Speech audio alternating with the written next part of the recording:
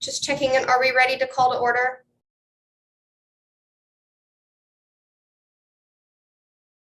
Almost there. Okay. This is number 3. We're just going through the public comment requestees Okay, forms. would you say that? Thank you. Huey. Hewitt. Jackie. Can you hear us okay? Yes, I can now. Vicky. Okay. And I need, Use the public one. all right. Is there a password? I'm sorry? Is there a password? No, that was the public, so we're good there. Okay. Should be working. Okay.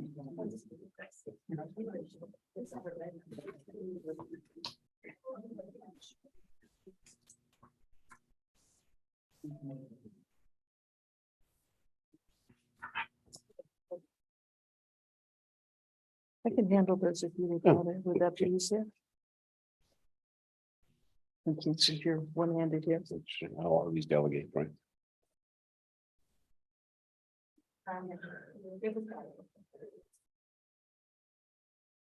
We all set? All right, Krista, we're all set here. Okay, great. It is April 25th, 2023 at 3:36 p.m. And I am calling to order the Independent Ethics Review Board for the City of Sugar Land. I will now call roll.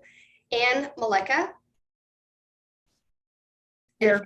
If we could do an audio, that would help me. This is Loudly do an audio so she can hear you. here. Thanks. Raquel Roberts, I'm here. Steve Traley, Here. Rachel Varghese. Rachel is not here. Okay. Ted Lieb, Present. Andrew Wolf, Here. Larry LeBeau, Here. and Chris Crosby. Here. Great. And I, Krista Stegmiller, am present. And we also have, as y'all are aware, we have Robin Cross of Messer, Fort, and McDonald to assist with any legal questions should they arise. And as I was sadly unable to attend in person today, and for the ease of facilitation, I've asked our vice chair, Mr. Andrew Wolf, to help facilitate the in-person discussion and the subsequent agenda items. And he is graciously accepted. So with that, I'm going to turn it over to Andrew in the room. Now the pressure's on. Do you want to read this one? The first question I have, are you going to do a salute to the flag pledge or any of that, or dispense with it? I don't care. It's not on the agenda. It's up to you. Members? Okay. Okay, we're gonna dispense with the salute. Okay. So that means your next item is public comment. Okay, if there's any public comment we haven't received, any requests in writing, we do have 5 requests to speak in person. You can do that now or when we get to section 5, which is the public hearing as opposed to the public comment. Does anyone want to speak now, or does anyone want to wait till the public hearing? And I believe it's only members of the commission or of the review commission at the table. There wasn't a chair, and maybe you should take. Oh, well, you're welcome to move a chair. It helps with purposes of roll taking and also vote counting. Sorry. You're, no offense taken. I did it live. Does anyone want to speak for us? Okay, Okay. you can make a public comment now, or you can make a comment during the hearing. Do I go there or stand here? As long as we can hear you, I don't know that, Yes, if you go and there. they can see you, she can see you. Yeah. I don't know when the appropriate time is to ask, but what's the difference? What's gonna happen if we wait till the hearing? Is there stuff, You'll sit here longer. but is Pretty there maybe much. discussions before the hearing? Can you hear me? Okay. Okay, so we're really not in a position to take questions from the audience during public comment per the rules for the Open Meetings Act. The members of the board are limited to engaging in essentially having speakers provide a monologue. They can't engage in a dialogue. So the agenda is posted. You could look at the agenda, and otherwise they're kind of limited within the confines of what the state law allows. Sorry. Go ahead. Is Hi, that? yes, Go ahead, all you right. have Hello, my name minutes. is Farah Ahmed. I'm here to speak about a member of the Planning and Zoning Commission that's being accused of an ethics violation for apparently having a job as a real estate agent and making Facebook videos about it. It looks like to the average citizen that a member of this commission is being singled out, I would say bullied, by a mayor for not supporting and voting no as a commissioner on a recent development plan. I'm a resident of Sugar Land for 30 years and a proud homeowner.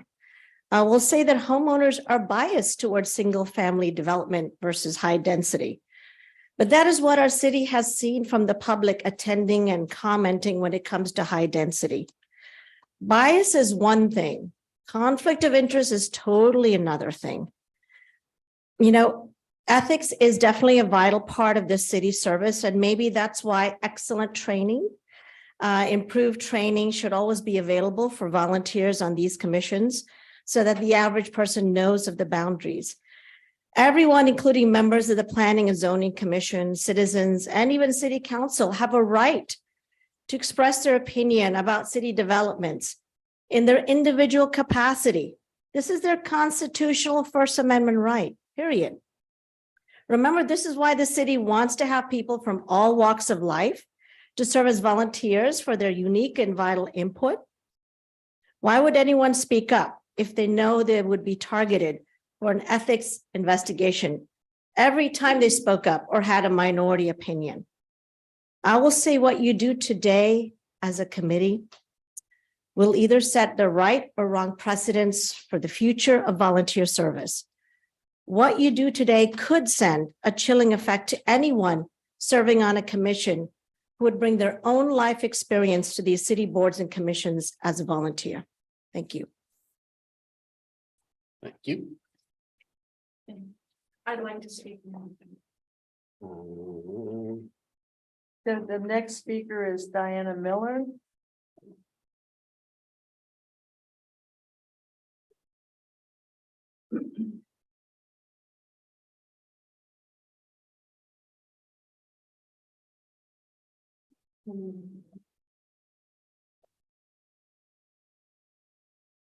Today, this board is going to see a screenshot that I provided to Ms. Patel. And it's a screenshot that I obtained through an open records request regarding some other issues that I've been investigating.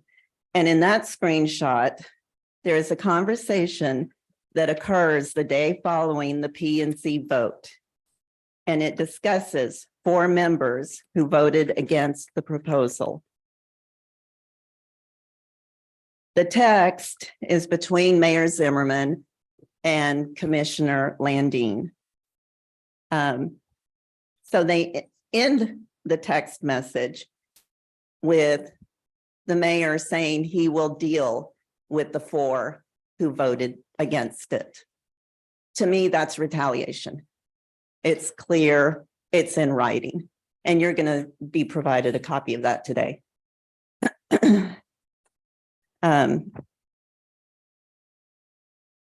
The other question I had is, why was the complaint filed as Mayor Zimmerman?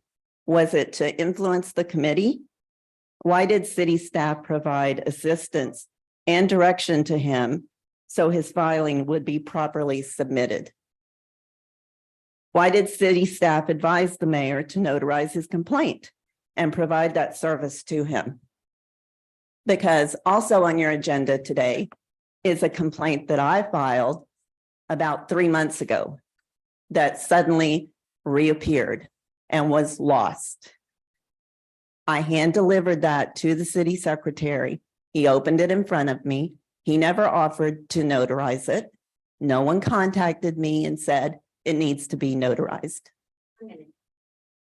So the mayor was receiving special treatment using city staff time and resources for his complaint. And I believe it was filed in that manner to influence this committee. If he was provided that video by someone else, why didn't that person file? Why didn't he tell that person, if you think there's an issue, you file it? No, he wanted to be the person to deal with the PNC member. Thanks. Thank you.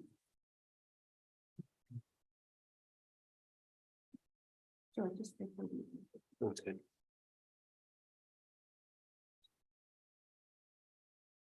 Yeah, Hewitt?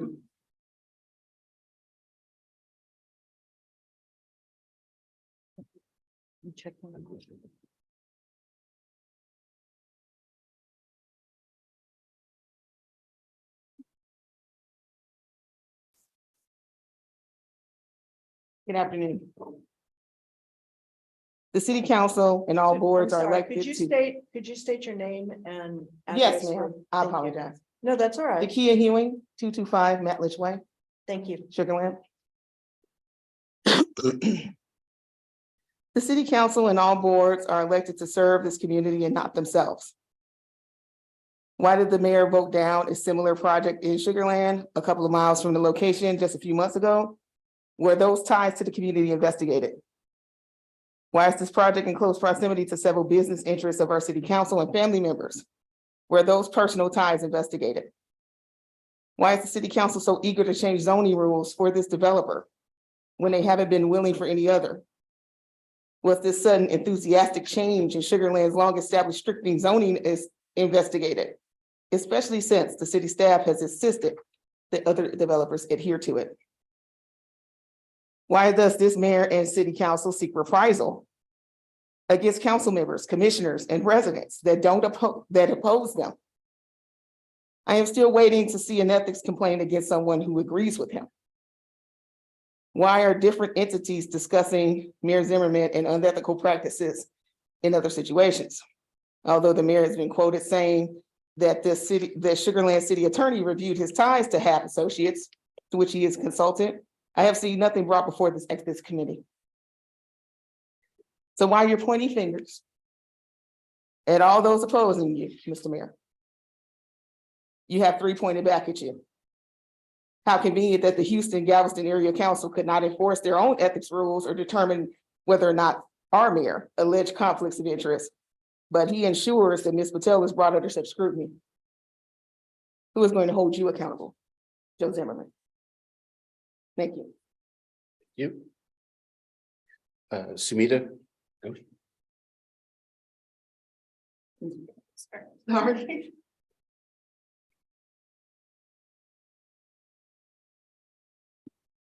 Samita Ghosh, 4607 Kennesaw Court, Sugarland, Texas. So I wasn't planning on speaking, but I came here as an interested party because I was on the Citizens Ethics Task Force that actually did the revisions with Andrew and 7 or 8 of us, 2 years.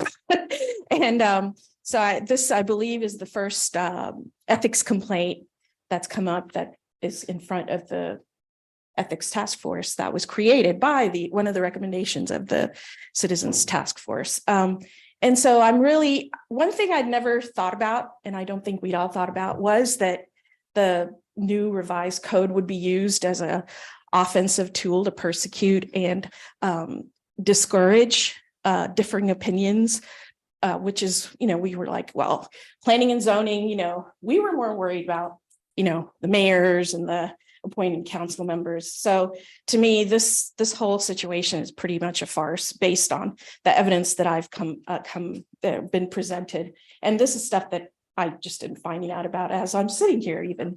And so I do think we need to make sure that this process is as above reproach as possible. And because it will be a guiding tool for what happens going forward. You guys have a very important task, and it should be your most ethical hat that you should be wearing. I'm not trying to be preachy, but that when you look at all the facts and all of the totality of circumstances that are brought to you. So I, again, have not been privy to the complaint, but I really do think you have to look at the complaint. In and of itself, did the complaint even meet the burden of proof to go beyond to this stage even? What part of the code did Ms. Patel violate? Was that even mentioned once in the complaint? Because that's one of the basic burdens of proof. You have to tell someone if they're filing a civil complaint against them, what part of the code did they exactly violate? What are the circumstances and facts? It can't just be, here's a video. It's so obvious she's violating the ethics code. That is not meeting the burden of proof for the complaint. The second thing is, what have you done to really help her and encourage her to get representation and counter the lack of burden of proof, which I haven't seen anything in the ethics complaint. So just please, wear your most critical hat and really try to do the best. I'm sure you will, but the eyes of the community are here watching you. So I really implore you to do what's right and really make certain that this process is fair and complete. Thank you. Thank you. Kenyatta Davis.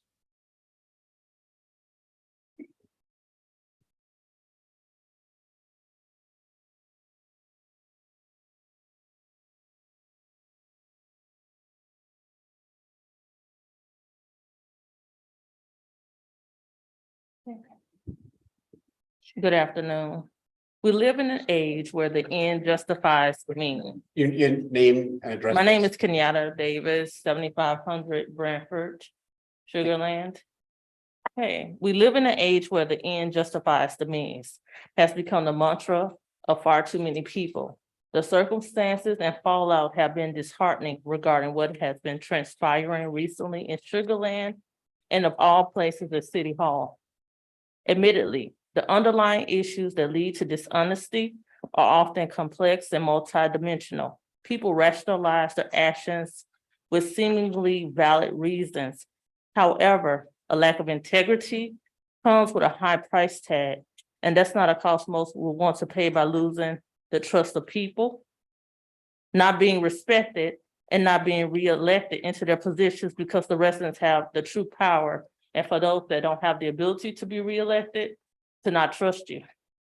I would have expected the mayor and council members to be honest, respect societal norms, and act in ways consistent with the values, beliefs, and moral principles they claim to hold. However, I have yet to see it. Perhaps it will happen in the future with new incumbents. How can others instill and reinforce a code of ethics when it appears a lack of ethics is beginning at the top in this city and fostering a culture of it? A better cultural realignment and transformation are needed to reimagine Sugarland for the future. I can imagine things going in the direction they are, especially after the 2018 land use plan was amended for a specific project and not others. An infusion of integrity, modeling good values, honor, honesty, and adapting, and not only community change, but adapting and adopting to those with differing perspectives are essential for better tomorrows.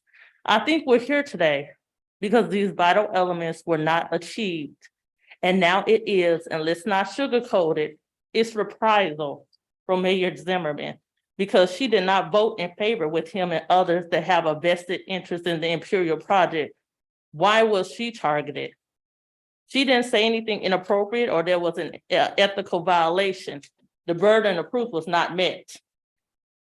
I, for the record, stand only on the side that is right in a particular situation, not with a particular individual or group, on the side that's right. And what's happening is she's being wrong. Mayor Zimmerman's questioning her post was a way to send a message. It was heard loud and clear by those that opposed him and those he has aligned with. And we responded with, we condemn all acts of retaliation, and we will speak up and out until it's a fairness and a solid harmonic balance. I think the reprisal was motivated by spite and an overbloated ego because she had said something that others wouldn't. She had the audacity to actually think outside the box and not be a yes person like everyone else. And what she was thanked with was, again, reprisal. We need checks and balances and not yes people. Please reevaluate everything because she should not be condemned. Thank you. Thank you. Deepak.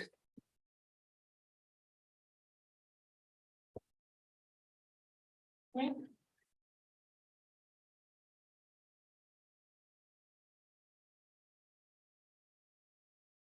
name is Deepak Chandwani. I live at 2802 Century Oakway, Sugarland, Texas 77479. So I've been part of this community for about 12 years now and have had the front seat where Mr. Zimmerman has enjoyed the support from the community on varied issues and has applauded us for their support, encouraged our participation. And from my background perspective, working for Fortune 500s for the last 27 years, the ethics and compliance that every company has encourages the participation of community employees and everybody to provide them critical input so that they can continue to operate in an ethical way. For one of those person who reports to be targeted is almost unheard of in the corporations. And some activity like that would definitely scuttle or undermine the entire effort that they put together. While there may be a code violation without proving out or calling out the code and specificities, this definitely puts a very dark shadow on citizens' participation in any effort that the government or the city officials are asking them. So I request all of you to exercise caution, exercise and evaluate what's in front of you so that it's not only just this incident, what precedents it sets for the rest of the residents to participate in something the city requests going forward. Thank you. Thank you.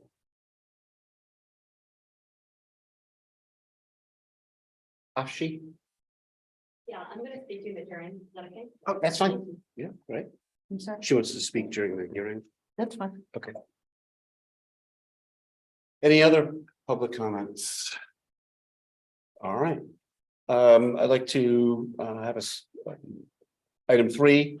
Has everyone had an opportunity to review the minutes from the December meeting and the December 15th and March 28th meetings? Yes. Yes. I'll get a motion that we accept. I'll second.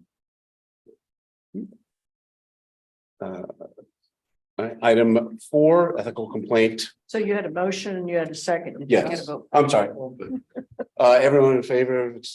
Aye. Aye. Anyone opposed? That one. The motion passes unanimously. Now we're going to review the action of an ethical complaint in accordance with section 299 of the City of Sugar Land Code of Ethical Conduct. It's not how I can recuse myself. All right, so you're going to recuse yourself, and you previously advised myself and the city attorney of that, and you're going to exit and leave and then come back once the discussion and any decisions been made, we'll come get you. Thank you. Okay. All right. Which one are we addressing? One first. Correct. Okay, so the first item we're gonna deal with is the most recent filing against City of Sugar Land. It's page 14 of your packet. Yes, Okay. City Council member Suzanne Watley. Page 14. 14. Yes.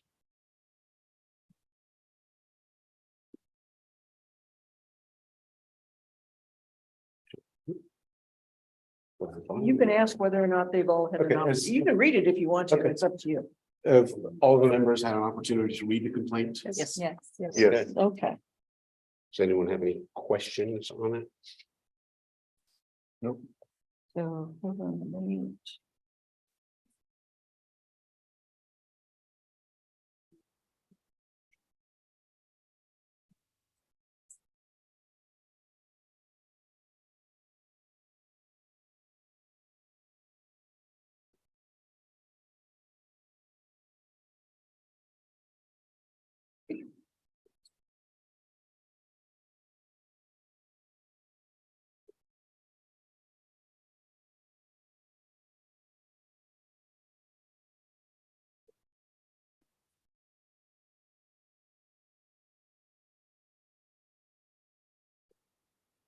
Is it slowing? What do you need to exactly? No, no. Not at this time. Okay.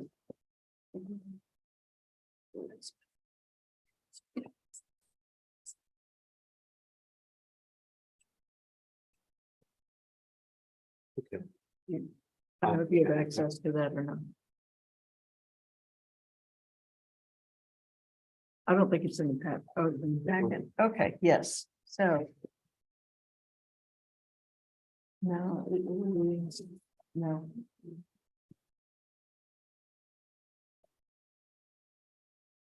You remember that? Nope.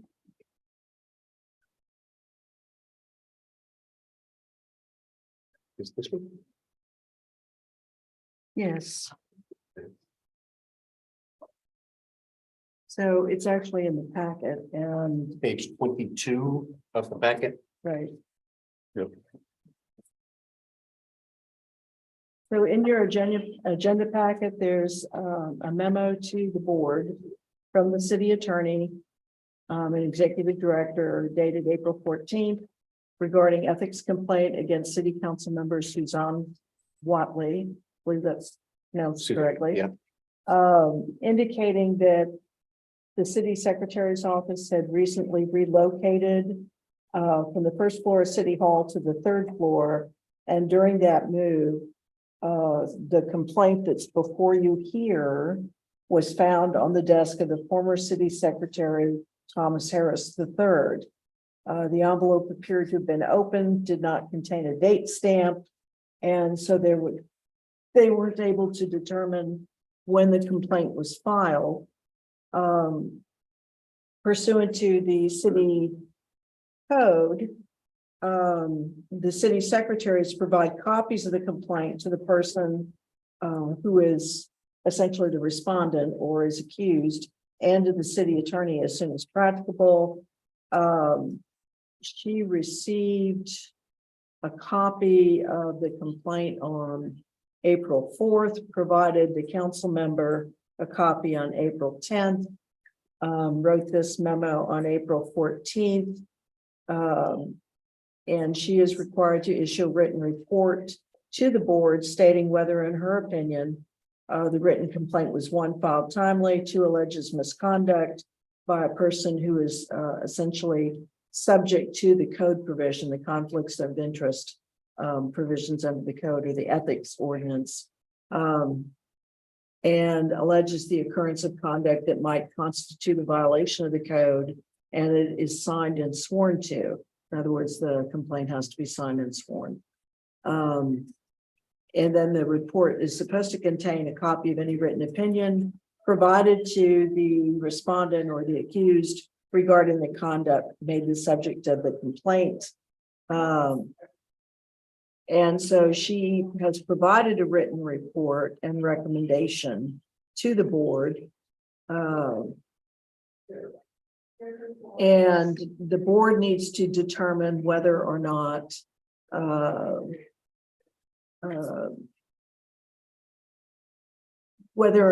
essentially the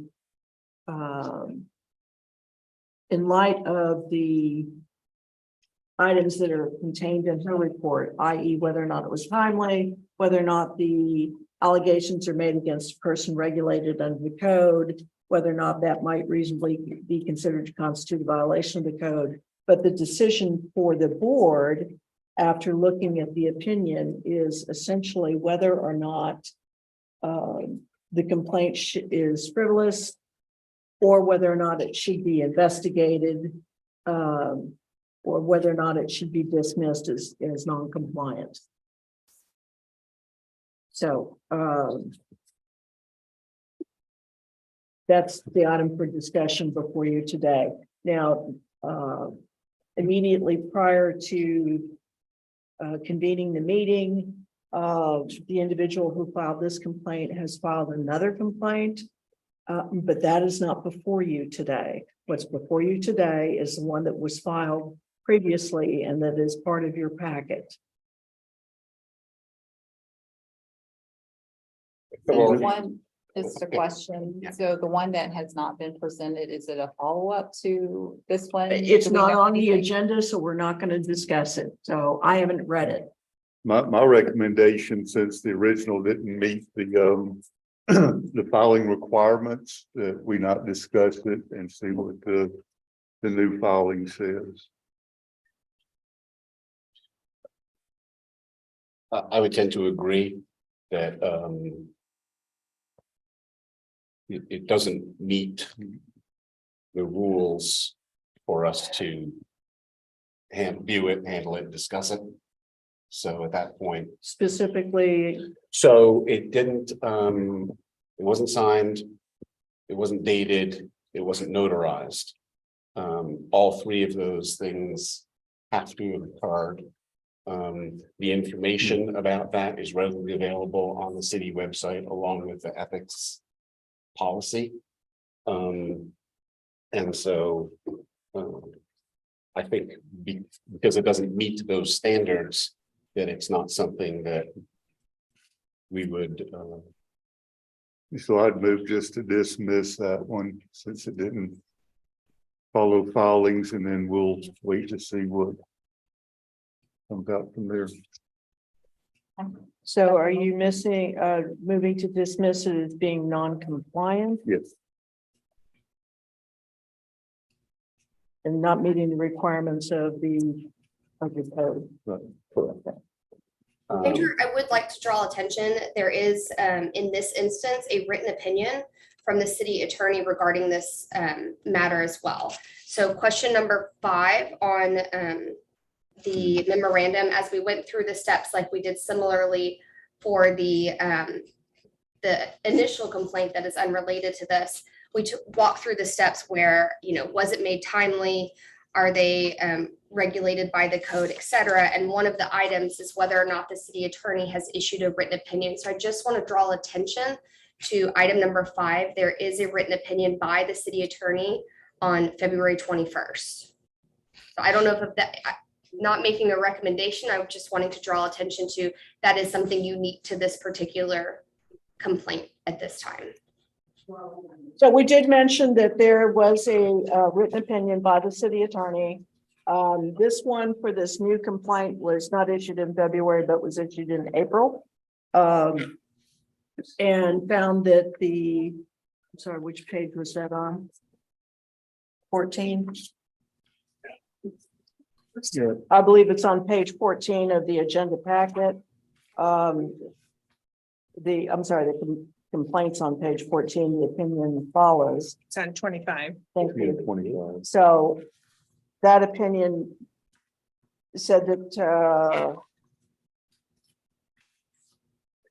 there is no signature or seal. Number 4, there was no signature or seal by a notary public. She concluded that the requirement of whether the request for hearing was signed and sworn to by the person making the allegation was not met. February 21st that you're referencing, she did issue a written opinion to the council member regarding location of her property regarding the proposed development and her ability to participate in the proceedings. So I apologize, I misunderstood what you said when you said city attorney issuing a written opinion. I thought you were talking about the written opinion and for the complaint in this matter. The written opinion that she had issued was to the council member as to whether or not, in her opinion, the council member had a conflict of interest in participating in the proceedings. And that is a defense. If a city attorney issues an opinion in writing to a council member, they are entitled to rely on that opinion and proceed accordingly and participate in whatever the matter is that's before them. Where they have asked that question and received an answer in writing. So, one of the things that I would like to talk about in this particular issue is, can somebody be essentially convicted for something that hasn't occurred yet? So the allegation is that the city council member made a profit because of the change in the zoning. That hasn't happened. that rule, the city hasn't voted on that yet, the project hasn't started. Can you penalize somebody for something that may or may not occur? And also, so for that matter, I don't know that we would address it beyond this, because we would need some evidence that something happened that violated the code, and a hypothesis that it might happen is not evidence that I would consider. Well, the letter from Diana Miller says that Ms. Wiley should not participate in the discussions and voting, because again, it's unclear, but it sounds like they're saying it might be a conflict of interest. But she So- conferred with the city attorney that But told her yes, she was yeah. right within her means. And her Right. property was distance outside of what was called for to Right. abstain herself. Right, so she got that opinion saying that indeed you weren't, she was outside that limit, Mhm. and so do we make a motion if we want to? So let me back up and say that in order for there to be a conflict of interest in that situation under state law, there has to be a substantial interest in real property. So it would amount to a potential conflict of interest. There has to be a certain dollar amount of ownership immediately by that individual or by a member of their family, and it also must be substantial. And since the city attorney has opined on that, that's the conflict that was specifically provided for under state law. And she found that it did not exist. And the code does say that it could be dismissed because the subject conduct was undertaken in good faith reliance on a formal written opinion of the city Correct. attorney. Right. Yes, correct. And the formal written opinion of the city attorney, just to clarify, it ends with, you are not required by law to recuse from participation in this item. I just want to be really clear on what the opinion was and what the city attorney actually stated regarding this issue. And it goes back to the complaint that she should not participate, but the attorney said you can. Right.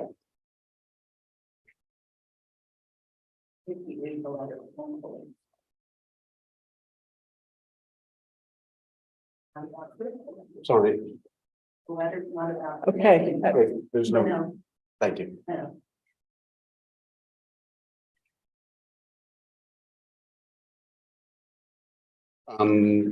Vote should we vote on whether we're going to Yeah, I move to dismiss it.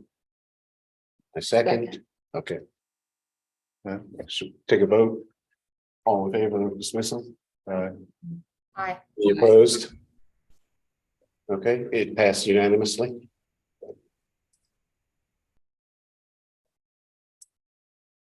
All right, now we go on. So we need to gain our other member from Yes. exile. Yes. Where did he go? I think he went- Thank you.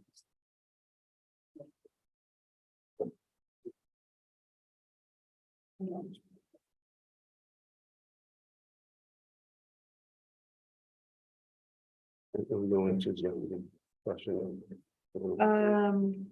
We are now at, So, and we finished with this, right? yeah. Mhm. Okay, so now we're here.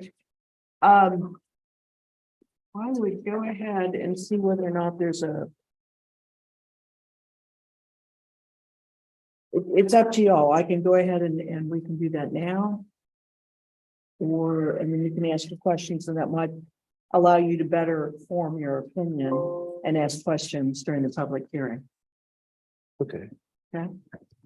Keeping in mind that we're gonna have about an hour and 15 minutes. So, We'll go into executive. okay, Yeah, okay, so so, you have to read why you're going into executive. Right here. okay, so at this point, I'm gonna ask that we go into an executive session to discuss that. No, you actually have to read. It's Okay, verbatim, right here. okay, He's gonna take it out of order.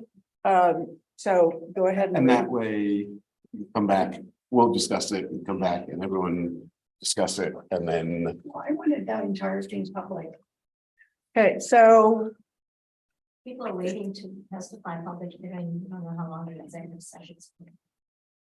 So you can go ahead and read the executive. It's up to you if you want to go into executive session now or after the public hearing. Do you have any What was the reason for executive session now? legal advice? Oh, legal advice. Public, I mean, private, I had requested it for it to be public. Okay, the board is entitled to go into executive session at legal advice for anything that's on the agenda at any time. They need the advice of their attorney, where the rules of the disciplinary rules of the State Bar of Texas prohibit non-clients from receiving confidential communications. Having non-clients during the tendering of legal advice destroys the privilege that otherwise exists to the clients. I cannot give legal advice in a public setting to my clients because there would be other people present and it would destroy the privilege. Therefore, the law allows for executive session and it is posted properly for executive session. It's the board's call if you want to do that now or you want to start the public hearing.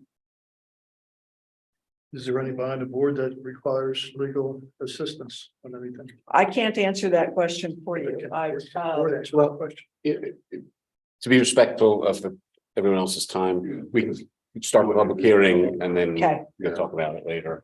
So we don't keep people sitting here for nothing. Okay. All right. Read this part, huh? Yes, Okay.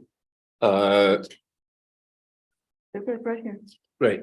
We're now opening the public hearing to receive and hear all persons desiring to be heard on an ethical complaint filed against Commissioner Sapana Patel at 4:16 p.m. on April 25th.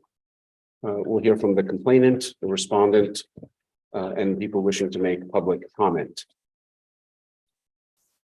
So I think at this time you would go ahead and swear the people who are Okay. going to testify. Who's going to be testifying? You? Well, you're gonna go, right, so that's okay, go ahead and swear them in. Okay, I just want to know who it is, so we. Right, sure. Right, will you be speaking or somebody speaking on your behalf? I'll be speaking. Okay, so do you swear and affirm that all the testimony? Whatever, they have to raise their right Okay, hand. Right, I'm sorry.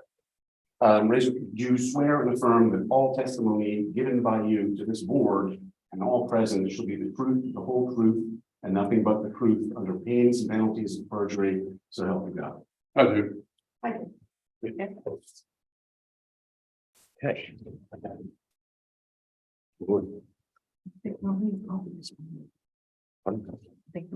Okay. But it's up to you. Okay. Ms. Patel, would you like to, No, the. I'm sorry, I'm sorry, the the complaint claim. first. Sorry. Mr. Zimmerman, would you like to come up? Make a statement?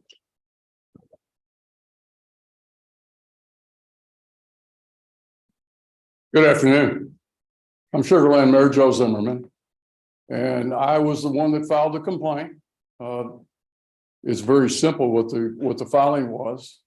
I believe, based on the screenshot that I saw, that a Planning and Zoning Commission member, Sapna Patel, used her position as a Planning and Zoning Commission member to try to do better her business. It's that simple. I would also ask the commission, there have been some representations, some liberties taken by some of the people that testified earlier. And I'd like to share with you the real language that was used so that you all know what the facts are. I deal with the facts. I'm the mayor of Sugar Land. I was elected the mayor of Sugar Land. And I have tremendous amount of pride in the ethics that I hold personally, as well as the mayor of Sugar Land. So with regard to comments that Ms. Miller made, let me share with you exactly what's on my phone, which was the screenshot, which is different than what was represented to you. So are we on the complaint that you made regarding Ms. Patel? Well, this actually addresses part of that complaint on one of the members, Miss Miller gave earlier, which pertains to this. So we are only with what's on the agenda before the board today Okay, is the complaint against Ms. Patel and not the complaint of Ms. Miller, either in its original form or as it has just been filed, which is not even being considered by this board at all. So the board has already voted to dismiss the complaint regarding Ms. Miller. So the testimony for purpose of the public hearing will involve the complaint against your complaint against Ms. Patel. and the only reason I bring it up is Okay. because it tried to disparage my character and my ethics based on my representation. In other words, I made a filing, and that was a direct affront to disparage my character and the fact that I could not be believed based on my filing. And that's why I wanted to address it directly. All right. So let me read you. This is on Wednesday, February the 15th at 5:21 p.m. And this is from Taylor Landine, a member of the Planning and Zoning Commission. Said, wish we had a better outcome out of P&Z last night. Let me know if I can be helpful to you between now and the next week. I said, thanks, Taylor. Nancy and Barbara. Barbara works for me. She is the one that does my social media. I don't participate in social media. I don't look at that trash. We're very complimentary about the role you played last night. He said, and this all goes on this February 15th timeframe.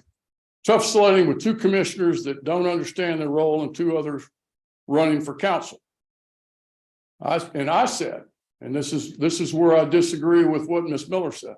I said, understand, we'll have to deal with that later this year. Now, I owe you an explanation of what that is. I served as the chair of the Planning and Zoning Commission for almost 7 years, 8 years as chairman, or 7 years as chairman, 8 years on the commission. I certainly understand the requirements of a planning and zoning commissioner. There are 3 documents that a commissioner relies on by law. 1, the comprehensive plan. 2, the development code. And 3, the zoning regs. If an item complies with those 3 documents, then they are required by law to approve. Now, I haven't weighed in other than I'm sharing this with you because the comment that I made was we're going to have to go back to some training. I contacted Lisa Kosich-Meyer, who is our director of planning, long range planning, and said we have some work to do with the commission because they believe that they're council members. They can't take into account public comment or public sentiment or anything else. They're bound by following those 3 documents. They've received training on that, just like we received training. So that's my response. Those are actual factual comments. So this is public comment. So questions are allowed and permitted, unlike our public hearing. So questions are allowed and permitted by the board of the witness who is here under subpoena. So the question that I have, so your testimony, Mayor, is that the comprehensive plan of the city, which is approved by the city council, the governing body, Correct. and the development code, which is also approved by the governing body, and the zoning regulations, which are recommended by Planning and Zoning Commission. Correct. In fact, all of those 3 things are recommendations from Planning and Zoning before they go to the governing body.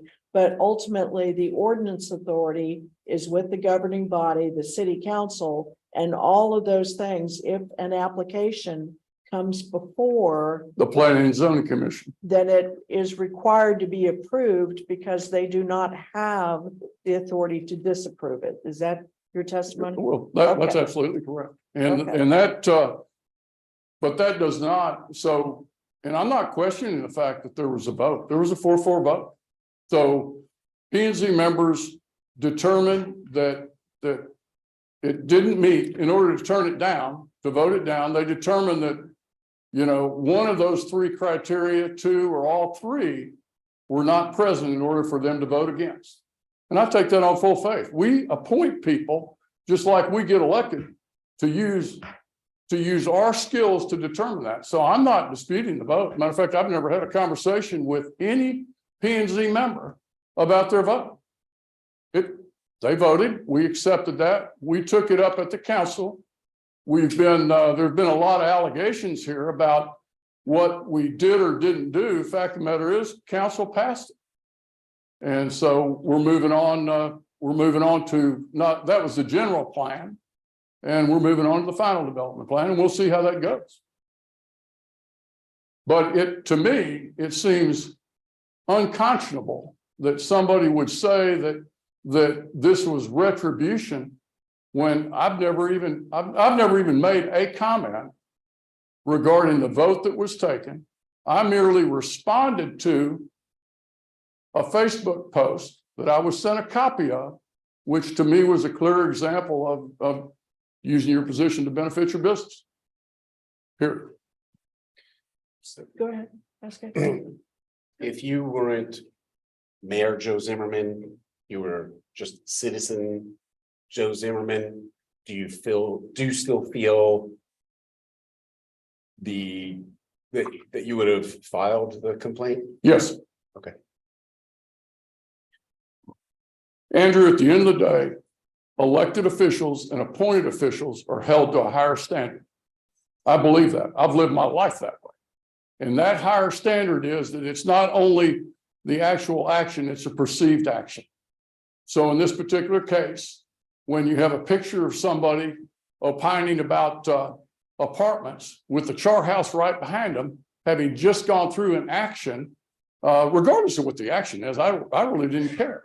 It seemed to me that was somebody that was trying to benefit their business from their position in an appointed board position, that being the Planning and Zoning Commission. And actually, just so everybody knows too, Ms. Patel and I have had a long-standing relationship of being friends. So I'm not doing anything any different with her than I would have done with anybody else in the community. Andrew, I have a question if I may. Oh, yes, ma'am.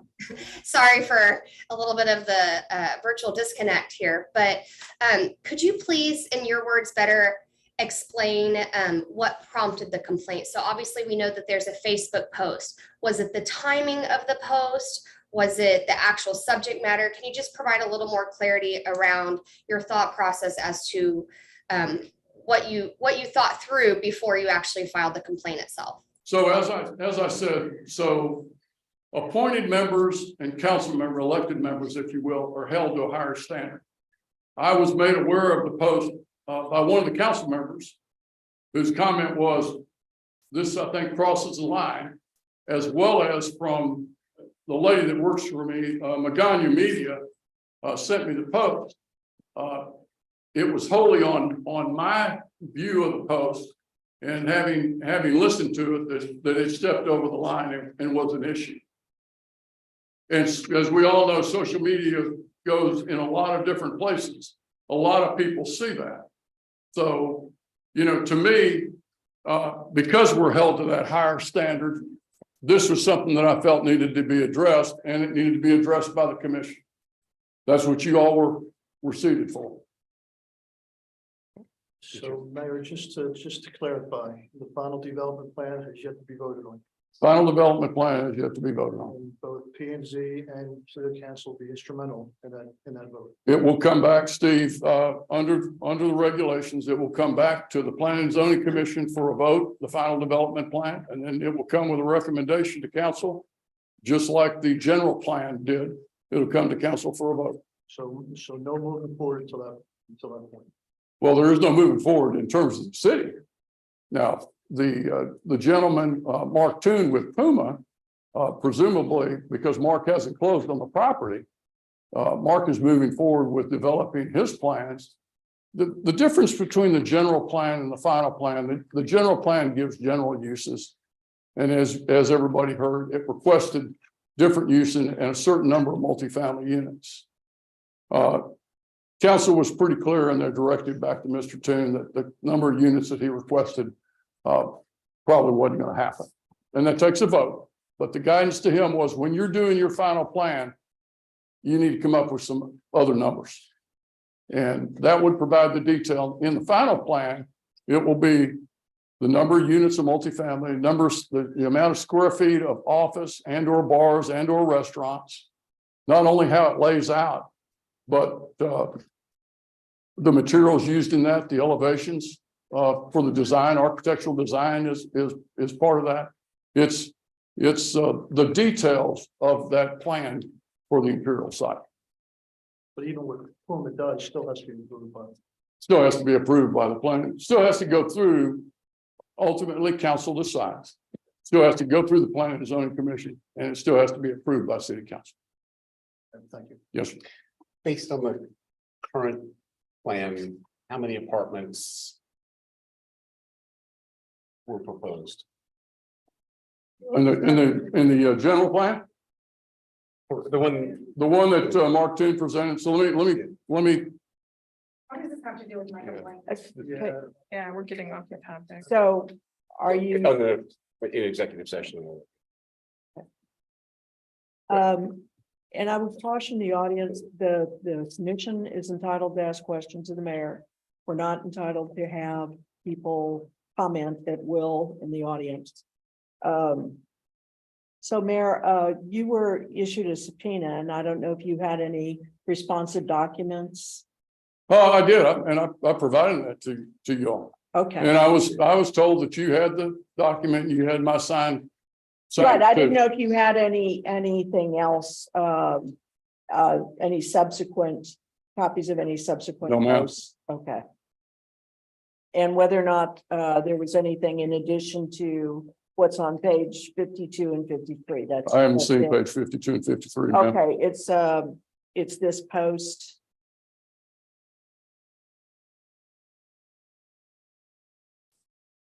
Sorry. So have the record reflect that I'm showing the mayor at pages 52 and 53. Was that the complete post? It I appeared. have to go back and look at it, Okay, you know, okay, it's been a while. all right. I'm going to rephrase my question. Is the numbers represented in the video that was posted accurate to what was proposed? Okay. Again, this page 53, 52 and 53. I don't know if there are any numbers. Okay. Housing, with copy of the chart. Okay. Yeah, we had a copy of the video, it just.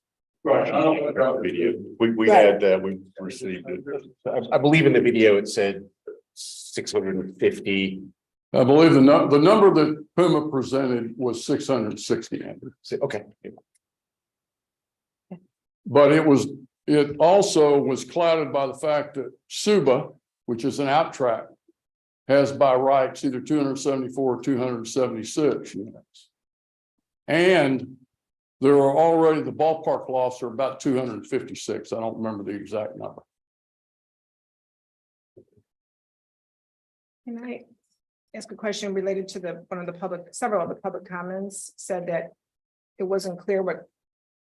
As long as it's related to his complaint. So that I heard people saying that it was not mentioned what part of the code was violated, and I believe the complaint says that it was really clear. It said that it was a conflict of interest violation. Yes, ma'am. So that was clear. So your question is whether or not it was whether or not he alleged a conflict of interest violation in his The complaint. comment I wrote down is it did not state what code did she violate. I heard that in a couple of. So you can ask him, did he state the code violation? in Did his you state complaint? what code violation? Yes, ma'am, I did. And there's been a lot of testimony today to this commission that clearly are purely not factual. So that's section 2-77 conflicts. That's what you put in your complaint. That's Yes, ma'am. I don't have it in front of me. Yeah. Yes, ma'am. You can. Okay. Is there anything else you wish to add? Is there No, I'm anybody here else? I'm here at your request. I'm here Sure. to answer any Is there questions. anybody else that has any other questions for this witness? I just wanted a clarifying point. Yes, ma'am. So you read to us a quote of just communication, with respect to how you would, deal with the matter at hand. So specifically, you quoted at the end, we'll have to deal with that later this year. So for clarification purposes, you're referring to the fact that PNC had voted to disapprove. No, ma'am, that's not what I'm referring to. What I'm referring to, and that's what I covered a little bit earlier, and let me clarify it for you. What I referred to was the fact that we were going to have to do some significant training with the Planning and Zoning Commission members. Had nothing to do with the vote. It had everything to do with the 3 documents that the Planning and Zoning Commission members are required by law to comply with. Well, not how they voted, but the fact that they voted but didn't have the authority to vote on things when those 3 things are in place. I can't comment on that. I can just tell you that what I saw on the Planning and Zoning Commission, what I heard, not what I saw. What I heard was that public opinion was taken into account in that vote. If that's true, and I can't tell you, you'd have to ask the commission member. If that's true, then that would be a violation of what they're charged with. And so I wanted to make absolutely clear that our Planning and Zoning Commission members, just like I did when I was on the Planning and Zoning Commission, that I knew clearly what my responsibilities were and what documents governed when I made decisions. That's the reason I made it. That's the reason I made the comment. But for purposes of your complaint was not about the vote. Your complaint, I'm asking you, your complaint was not about the vote. My complaint was about a post. Your complaint is about the social media Correct. Post after the meeting. Ma'am, it wouldn't have made any difference whether it was before the meeting, after the meeting, or any other time. It was a post that appeared to use a position to benefit a business.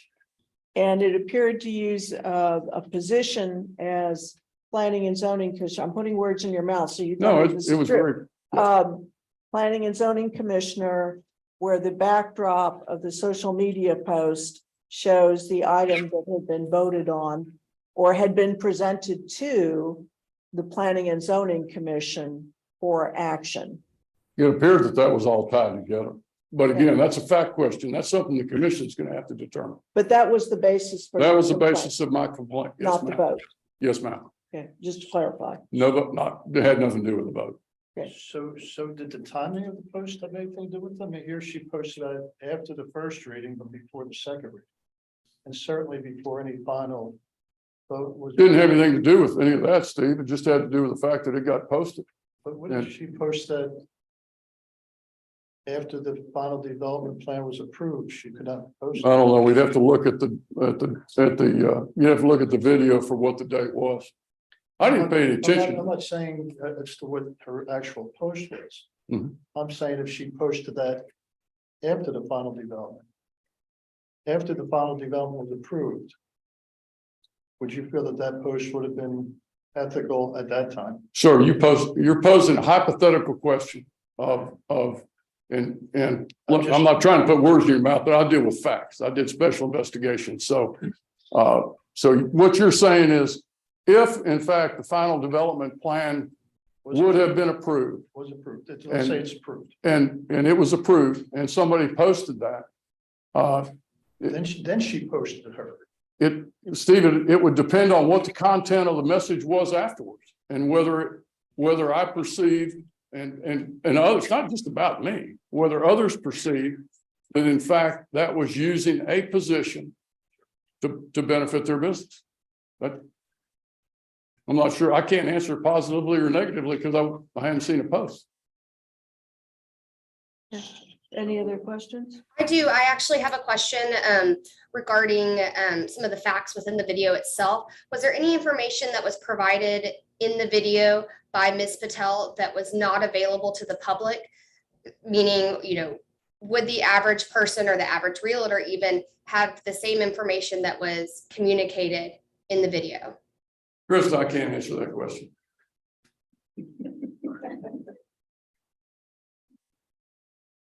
Okay.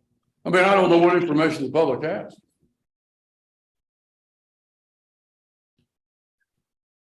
Any other questions? All right, Mr. Wood, thank you. Thank you all. Okay, thanks, go ahead. Ms. Patel, would you like to? Yeah, are you gonna, can we excuse this witness? Sure. Thank you, Mary. Okay, if we need anything else, like we will Thank reach you. out to you.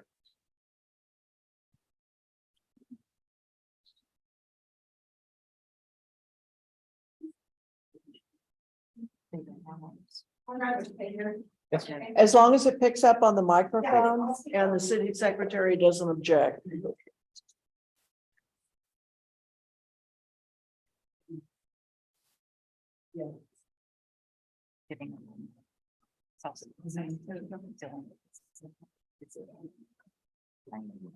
I don't know if that's cordless, because it's all about.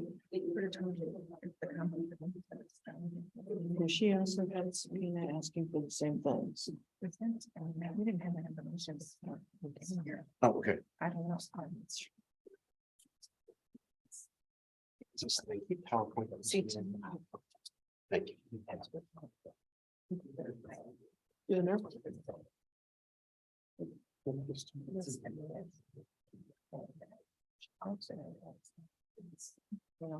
I'm gonna ask her.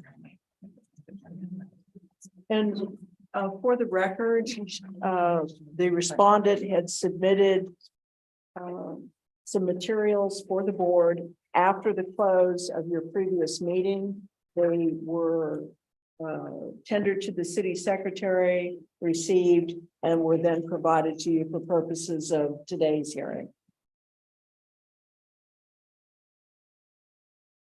Ready? Yes. Ladies and gentlemen of the Ethics Board, good afternoon. My name is Sapna. I'm here before you to respond to a frivolous complaint filed against me by Mayor Zimmerman. Your board met on March 28th to review the complaint. At that time, your board was asked to task to vote to investigate the complaint or dismiss the complaint as frivolous. 5 days prior to March 28th, upon learning I was the subject of an ethics complaint, I had written the city attorney Meredith Reed, responding to each one of the section 2-99 of the Independent Ethics Board review procedures as to why this complaint was frivolous and why your board should vote to dismiss it. When sitting through your first meeting on the subject matter, I learned that my response to the city attorney was never shared with you. I'm going to take this opportunity to read you my letter to the city attorney, a letter that should have been shared with you, your board, prior to voting to move forward with this investigation. For the ease of everyone's comfort in viewing, I would have liked to have these documents on the overhead screen, but the city staff would not allow me to do this without submitting these prior to this meeting. I was not I'm going to comfortable. interject and say that the respondent in this case was told that whether it's the review board or a city council meeting or a planning and zoning commission or any public meeting of the city, that the requirement is for anybody tendering a PowerPoint where it involves a flash drive, which can unknowingly have a virus or malware, must be vetted by IT staff and then be viewed. I have personally had a council where somebody came in and it was not vetted, and it had material that was inappropriate, which then was streamed on a PEG channel during an open meeting. And I've also had experiences with malware and or viruses. So that's a standard operating procedure, wasn't special to you. I'm just letting the board know that. There's nothing discriminatory here. That was just a standard procedure that the city has, as do most cities and political subdivisions. Yes. All So right. what I was trying to say is I was not comfortable seeing that my other letter never got to you. I bought it here myself and I'm going to read it to you, and it's in the packages we're going to go through and follow through. So the first thing I'm going to do is read the letter that was submitted on March 23rd, the week before you met. I sent this letter to the city attorney, as I said, so it could help you in consideration of this being a frivolous complaint.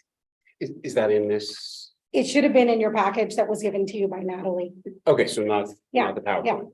Yeah, not in the PowerPoint. Okay. I'll get to the PowerPoint. Dear Ms. Reed, according to section 2-99, the city attorney submits a report to the Ethics Review Board with a recommendation, one of which 2-99 dismiss as frivolous. I've addressed each one of the factors the board will consider in dismissal with an explanation of its relevance to the complaint. While I understand I do not have the opportunity to speak to these issues until the board makes a decision to move forward. You and the city are both aware of the hostile text message between Mayor Zimmerman and Taylor Landine. Therefore, you're in the position to make a recommendation based on that information and to provide a statement below that the attached text message as supporting evidence of a frivolous complaint. My service on Planning and Zoning Commission has become a hostile environment where I am limited in speaking and asking questions, and now I'm aware that I'm targeted for retaliation. Mayor Zimmerman is also attempting to tarnish my business reputation. This is not something I intend to simply accept. Please find my responses in italics to each dismissal consideration. Please note there are 4 considerations for dismissal listed in the section 2-99 of the Independent Ethics Review Procedures. Dismissed as frivolous, the nature and the type of any publicity surrounding the filing of the sworn complaint and the degree of participation by the person filing and the complaint in publicizing the fact the sworn complaint was filed.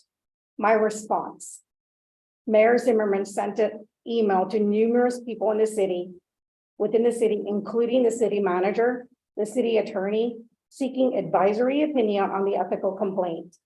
The email demonstrates Mayor Zimmerman had not even bothered to read the rules of ethical conduct prior to publicizing his intent and to complain with numerous city personnel. I believe this action was taken to humiliate me and further create a hostile environment around my board position. Consideration 2, the existence and the nature of the relationship between the accused official and a person filing the complaint before the complaint was filed.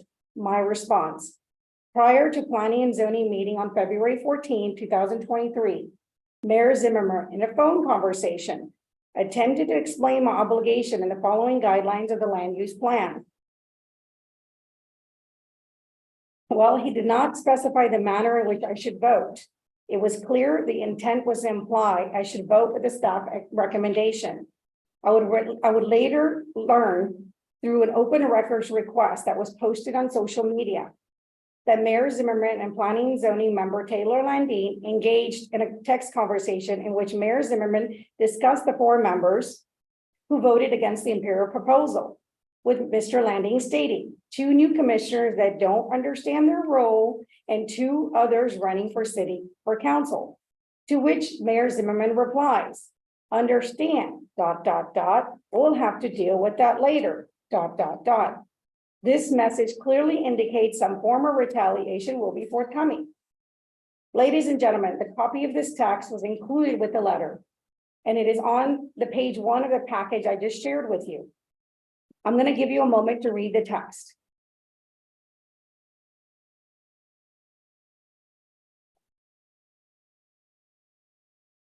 It's not in here. It's on the first page. It's right here, the red circles, right?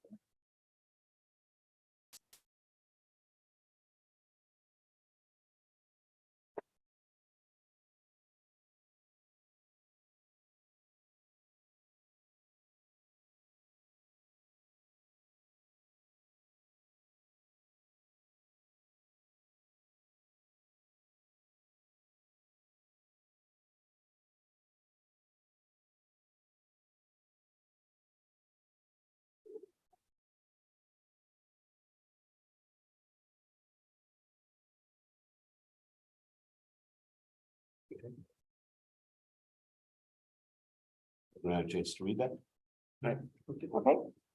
And now I'm going to summarize the rest of my letter. Consideration 3, any evidence that the person filing the complaint knew or reasonably should have known the allegation of the complaint were groundless.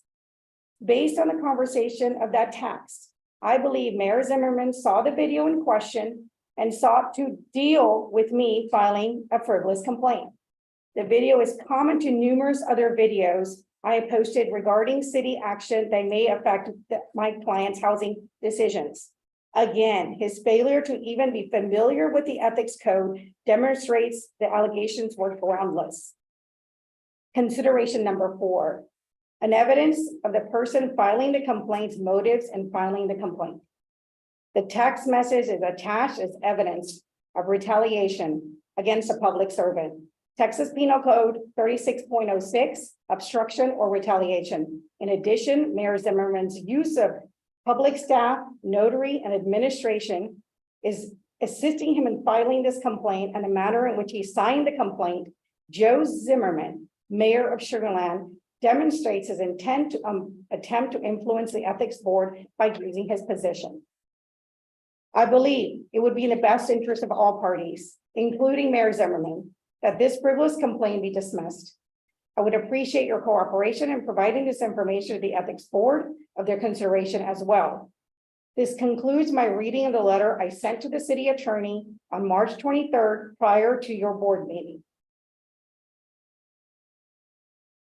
I will now read the response I submitted to the ethics board as part for your investigation about of this frivolous complaint. This is after your board meeting. Okay, the following is my response to many of the board questions that arose at the meeting held on March 28, 2023. In addition to the copy of the letter I submitted to the city attorney dated March 23rd, whereby I identified numerous reasons this complaint should be dismissed as frivolous. My response: I must first begin by requesting that both Steve Traley and Andrew Wolf recuse themselves from further participation on this independent board. While Mr. Traley questioned my affiliation with an apartment group, it was he who participated in organizing the Venetian Estates neighborhood and supporting the modified plan that was brought forth and passed by City Council.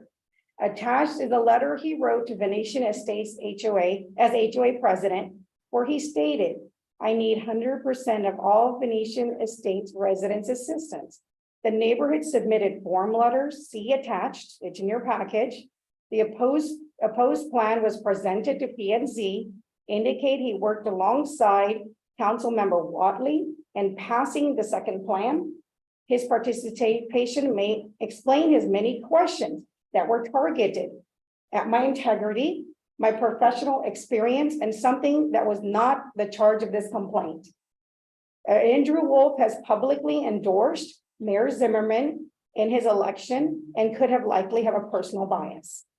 Specific to this complaint, and in addition to my previous letter, I would like to reference the following requirements for filing a complaint and demonstrate how this complaint does not meet the requirements from the city website, at least 2 of the requirements. Requirement 1, for each violation alleged, a detailed description of the facts that are alleged to constitute the violation, including the date and the dates at which the violation is alleged to have occurred. Requirement 2, the names and the addresses, telephone numbers of any witnesses to the violation. My response: it is not to show disrespect to the Board of Volunteers, but there was nothing relevant to discuss at your last meeting. It was clear from the lack of information contained in the complaint, the board struggled to define the infraction. According to the requirement in the filing the complaint, there is to be a detailed description of the facts that are alleged to constitute the violation. It is not the charge of the board to find what the violation may have occurred or may apply. Mayor Zimmerman failed to demonstrate the exact nature of the complaint. Instead, the board sought to investigate my qualifications, my experience, my personal affiliations, my motives. Was there more outside the information that was submitted to you? Investigation of my employer, nor in the complaint did Mayor Zimmerman demonstrate that I committed the following as per section 2-77. Conflict of interest that an official must not use or attempt to use his or her position or office. My response: I'm appalled at the manner in which my profession was degraded before this board. There has been many realtors who served on planning and zoning over the years. Just as members of this board are selected and interviewed, so are planning and zoning members. Realtors are professionals who adhere to much stricter code of ethics than the city of Sugar Land, including adherence to federal statutes, see attached in your package, The Houston Association of Realtors has endorsed Mayor Zimmerman over the years and many other city candidates. I generally work in the luxury home market, primarily in Sugar Land, where I have represented many highly successful professional clients. My client ratings are exceptional. I have never been accused of misconduct by anyone rather other than Mr. Mayor Zimmerman over a harmless video that I immediately removed upon learning of the complaint. There has been no financial gain from this video. There was never any mention of my official position in discussing action that was taken by City Council. My exact words were in the video. Hey, Sugar Land, it's Sapana. What Sapana sells Sugar Land. Big changes are coming that could affect our housing market. Last night, City Council amended the land use plan to build additional apartments at Imperial. This could possibly bring north of 1,000 new families to Sugar Land. Would this affect your current lifestyle? If so, call me and let's chat over chai about your next move. The end. And for technical purposes, my words stated the fact. Last night, City Council amended the land use plan. Council did vote on first consideration. They did vote to amend a public action. There was nothing private in my statement. There was no attempt to influence any other commissioners. A simple phone call from Mr. Mayor Zimmerman would have yielded the result of removing the video. Instead, he chose to retaliate against my unwillingness to vote along staff recommendation, as did the 3 other commissioner members. I would like to show a video, but I think it's not going to be possible because of the USB. Okay. But I do want to make the statement I was going to make. At March 28th ethics review meeting, the ethics board members Trady questioned my ability to serve on planning and zoning because I'm a realtor. I wanted to show a video of the planning and zoning meeting from February 14th, where Imperial was discussed, but I'm not able to because of the USB. As you can see, everyone is confused about, if you look on the video, and you were there, I believe. If you look on the video, everyone was confused about the number of apartments, confused about the amendment, confused about the development itself. The apartment number identified from 526 to 1200. It was also from 274 plus 660. You would also see the 660, adding to everyone's confusion. At the end of the meeting, the chair of the planning and zoning describes it as a conceptual plan. I have never seen a conceptual plan come before PNC. This 2 weeks ago, they presented the apartments at Lake Point. The developer had put together a definite plan, which I voted affirmatively. And I also have in the package all my videos that I had posted before I was on PNC that talk about city decisions. This is what I do. This is my job. So now let's get to my package that I have handed to you. I would like to summarize on the package I provided to you, page 1 of this summary, the beginning of the, right here, this page. Is this a frivolous complaint or is it retaliation? February 15, 2023. The day after 4 planning and zoning members vote no to the Imperial apartment number and the land use amendment, Mayor Zimmerman, Commissioner Landine, now appointed to vice chair, discuss how to deal with the 4 members. That is the text on the left that I shared with you earlier, the conversation the day after the meeting. Page 2, is this a frivolous complaint or retaliation? On the left, you will see Mayor Zimmerman's email to the city attorney, where he takes his text message, sends it to his company email. From the company email, he sends it to the city email. From the city email, he sends it to the attorney. Mayor Zimmerman sees an opportunity to deal with one of the no votes. Did the mayor specify a violation according to the ethics code? No. Had he read the code? No. Page 3, frivolous complaint or retaliation. On the left, you will see the city attorney has asked him to follow the process. And I have circled the specific provisions of the code that is alleged that has been violated. March 3rd, 2023. Mayor Zimmerman sees an opportunity to deal with one of the no votes. Did the mayor ever identify which provision he was filing as required? No. Frivolous complaint, or is this retaliation? March 3rd, 2023. Mayor Zimmerman sees an opportunity to deal with one of the no votes. Did the mayor provide a detailed descriptions of the facts that constitute the violation? No.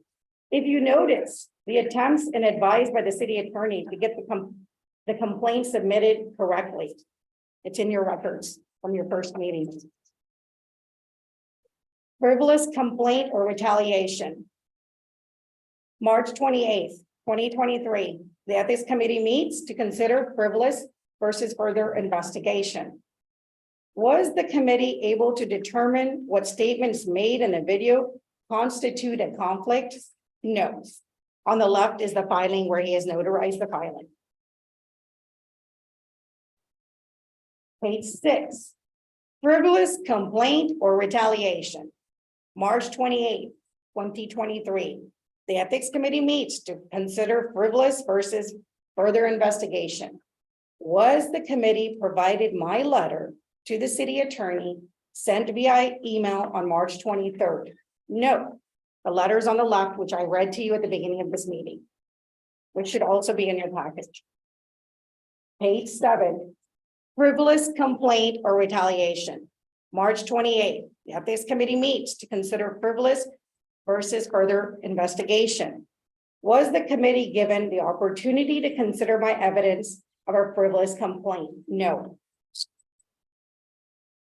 Page 8. Frivolous complaint or retaliation. March 28th, the Ethics Committee meets to consider frivolous versus investigation. Did the mayor specify the small number of post likes and the one share likely to him, the limited exposure of the post? No. Frivolous complaint or retaliation. March 28th, 2023. The Ethics Committee meets to consider frivolous versus further investigation. Did the mayor identify how any of the words spoken in the video were tied to my position on P&Z? No, he couldn't even remember the video today. Page 10, frivolous complaint or retaliation. March 28, 2023. The Ethics Committee meets to consider frivolous versus further investigation. Was the complaint about my voting record as a commissioner? No. Was the complaint about my qualifications? No. Was the complaint about my profession? No. Was the complaint about my affiliations? No. Frivolous complaint or retaliation. On April 10th, there was an Portland Independent newspaper article in which the city attorney quotes, "In the light of the upcoming Planning and Zoning Commissioner review and the potential impact on commission's recommendation to the city council could have on Ms. Patel's business, I believe that a reasonable person could interpret her statements to be a conflict of interest under the code that should be investigated by IERB. Is the Ethics Committee investigating Commissioner Patel's future votes? No. Page 12, frivolous complaint or retaliation. April 10th, could the city attorney's public statement to the media, I believe that a reasonable person could interpret her statements to be a conflict, affect my ability to receive a fair conclusion by this committee? Absolutely. Mayor Zimmerman's ethics complaint is solely based on the video and its content. I would like to read the video content again for this committee. Hey, Sugarland, it's Sapna with Sapna Sells Homes. Big changes are coming that it could affect our housing market. Last night, City Council amended the land use plan to build additional apartments at Imperial. This could possibly bring north of 1,000 new families to Sugarland. Would this affect your current lifestyle? If so, call me and let's chat over chai about your next move. That's it. The end. Stop. 1,000 families because we have apartments where multi-people live in one apartment complex. That's how I came up with that estimate. I know the question was there from Steve. Is this video similar to the other videos I have posted prior to my appointment on P&Z? Yes. Was this information true and public at the time of posting? Yes. Did Mayor Zimmerman at the conclusion of the February 21st meeting state, Mark, you're on your way to the developer indicating a favorable vote? Yes. That answers the question about the first consideration part. About this video, did my video demonstrate adherence to the Texas Real Estate Commission rules? Chapter 531 Canyons of the Professional Ethics and Conduct? Yes.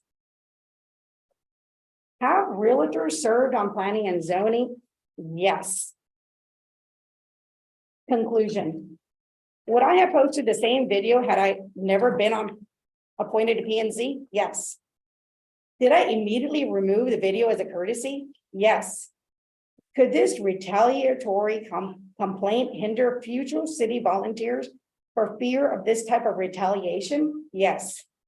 Should the city appointed board members be allowed to vote based on facts, not coerced by the mayor? Yes. Conclusion. Due to the facts demonstrate this is a frivolous complaint, possibly in violation of state statutes, retaliation, coercion, improper influence of a public servant. Yes. Conclusion, this committee should vote to do the right thing, dismiss this frivolous complaint. Thank you so much for listening. Members have questions. I have a question and I follow a lot of realtors. I see a lot of videos on Facebook and you've already answered a lot of my question. You said you've posted plenty of videos, of course, promoting your services as a realtor and stuff.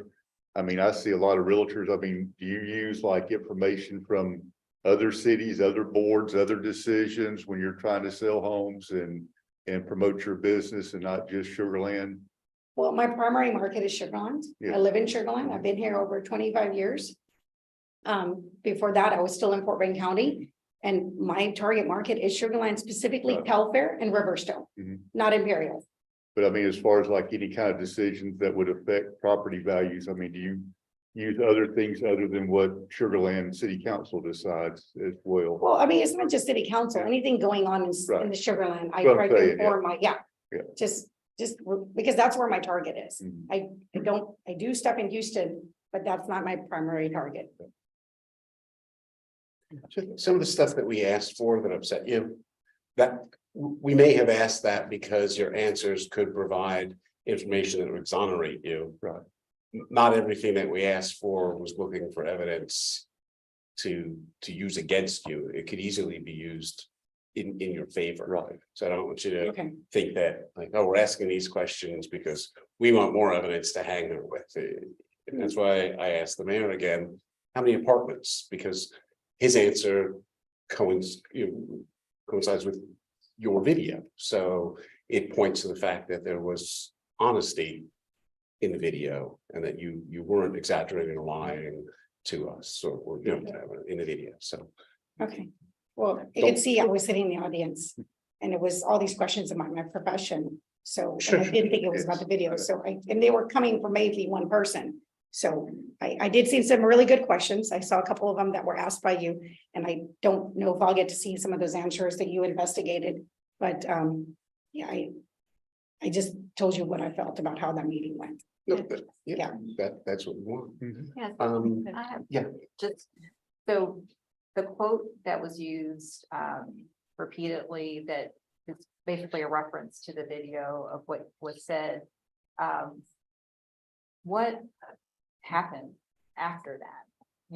So when we did convene to first discuss whether or not this would be dismissed as frivolous or will we investigate, we wanted to know the fuller picture. So Sure. like what led up to this, what happened afterwards? Could you explain or describe? So, I mean, when I got the complaint, I did respond to I took it down right away. I took the video down right away.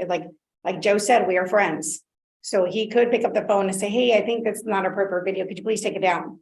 Instead, he filed a complaint. So as soon as I got the email, the complaint, I took down the video. And I'm still puzzled about what exactly is wrong with this video, but I still took it down because I didn't want it to cause any other confusion that people might think, oh, that's something wrong. And I took it down without even keeping a copy to myself. My only copy is the one that was emailed. Okay. After that was over, I submitted a letter to Meredith explaining how this is frivolous. There's nothing in there that's not public. There was hundreds of people at that public meeting on February 21st where this was voted on. After that was done, I gave you the letter at the end of the day when I saw that you didn't have a copy. The attorney that was there that day, same lady, Robin, did anything. And I do, I mean, my broker's here in the back. It's one of my list of things I'm supposed to be doing that I was supposed to be doing 3 years ago. And posting videos is a practice. Realtors were, even though it's uncomfortable and you, as you can see in the video, my eyes are all over the place. I'm still learning how to do videos. And that was one of my tick marks that and the lady who filmed the video is here too. So what should we do? Well, the latest news about Sugar Land is this. It was nothing, there's nothing in there that I'm trying to get business from Imperial. It's a tick mark. Hey, I've done my realtor videos for the week. I haven't posted anything. You can look on my page. As a matter of fact, for forever, I'm trying to figure out what's wrong with this video. Like, it was public information. I did not use my title in this video. So I think it could give the impression that you are trying to generate business in the area. And so that's why there's an interest in understanding the intent of the message and what actually happened afterwards. So were there residents calling interested in potentially transactions, real estate transactions, like what actually happened? Okay, so no, there was no one calling. There was very few likes when I deleted it. Most people do not even watch realtor videos. Other realtors watch realtor videos. That's pretty much the common thing. It was shared one time and I could have been when this share happened. I don't know. Okay. Because you can't really see who shared it. I don't work the Imperial area or Venetian Estates. It was just a news. It was an idea to splash the news to, but it was an important thing that happened. The land use plan got amended. It's a big deal. And it was just a news flash. That's it. You know, no, I did not get any business from it. As a matter of fact, spending 60 days on this has completely taken my business down. This has been a very time consuming effort to reply to everything that is going on. I like to say. So, you know, this is our first hearing that was, you know, and our first time using these procedures.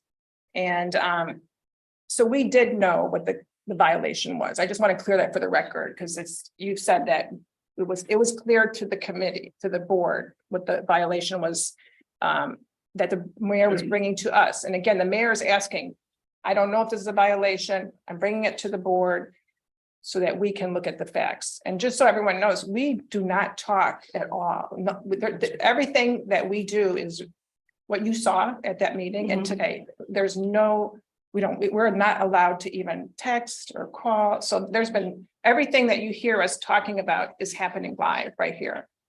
So the conflict of interest, what I read here is, and you started reading it, is an official must not use or attempt to use his or her official position or office to take or fail to take any action or influence or attempt to influence others to take or fail to take any action in a manner which he or she knows or has reason to believe may result in personal or financial benefit, and that this information that you're sharing is not shared with a substantial segment of the city's population. So you shared it with some people on Facebook. And I'm not on, if you just let me finish, I'm not on Facebook. And I've lived here for 28 years. That information was not shared with me, you know. And so how many followers do you have? And I know you said you had no posts, but posts don't equal views. Yeah, posts don't equal views. Followers don't equal views. It's, you know, the business page is very restricted unless you pay for the post. And it was not a paid post. It was just, like I said, another realtor video that I do as part of my business tactic to make sure I am still current. Okay. So yeah, so just so I can finish my thoughts, so I don't forget it. So you're sharing this information about the P and Z with your customers, your client, whoever follows you or happens to see you on Facebook. And the ethic does say that you should not share it with us, that it has not been shared with a substantial segment. And that's like a red flag for me, that you shared it not, and that's what the code, so we have to go on the code. That's our job, is to follow the code. And I agree, maybe there's, after this hearing, like, as you mentioned, you have some recommendations, and that's another process, So, I mean, I'm not looking at, is this a conflict of interest based on the writing in this code that you shared this information with not a substantial portion of the city? That's what the code says. Yeah, it says that the code says that. It also says for him to define the provision, what part of this video, he never even saw the video according to his testimony today. I mean, we just know that it was brought to us that the attorney said, this is the code that was mentioned. So that's all we know, is we were told that, so that at that first meeting, that's what we were told, that it was, the violation was 2-77 conflict. So we knew it. Yeah, and I asked the same question to the city and they said it was in the subject line. But what else? What part of that? I mean, any other citizen would have to explain it. Mayor Zimmerman was allowed to send this email without any detail, without knowing the due process, didn't even know the details of my video today. He's using his position as mayor of Sugar Land to do this. And if you had seen my letter before, you would have been able to. Is there a provision, since you keep bringing up the letter to the city attorney, you point me to the provision in the code that authorizes essentially a response from the person that the complaint is against to short circuit the process? In other words, I understand the process to be the complaint is filed, then certain people it's accepted, not accepted, people are notified, and then it's sent to a board. There's nothing in between that allows for disengaging that complaint once it's accepted. Are you following what I'm saying? Yeah, I am, but Okay. it was never clear to me. Okay. Because I wasn't allowed to ask the questions because of all these rules. What exactly was the complaint? Okay. Because, for someone who's not a realtor, I could see, you could read it that way. But many realtors in the audience today, we do videos about Corcoran ISD, Sugar Land all the time. And that was public information. It's not because I'm on PNZ. I did not say I'm a PNZ member. Joe knows I'm a PNZ member. Maybe a few other people know I'm a PNZ member. My clients don't know I'm a PNZ member, nor do they even know what that is. Lots of my clients move here from out of town. That's where a lot of my business is. I would actually like to call a witness because Can I ask a question? Well, it's a public hearing, so you're entitled to ask questions. So I take this from a different angle. The real estate industry, pretty competitive. Yeah. Is his microphone on? I'm sorry to interrupt. So I asked if the real estate. You have to speak louder so close you can hear. Sorry. I asked her if the real estate industry was pretty competitive. She acknowledged. Yes, there's around 50,000 agents in Houston. And of all the real estate agents that are in here, are they from your agency? Or? Yes, they are. So you posted this Facebook post or whatever it was after the first reading, but before the second reading, and certainly before the final vote would have been taken. Don't you think that gives you an unfair advantage over other real estate agents because you serve on a PNZ board?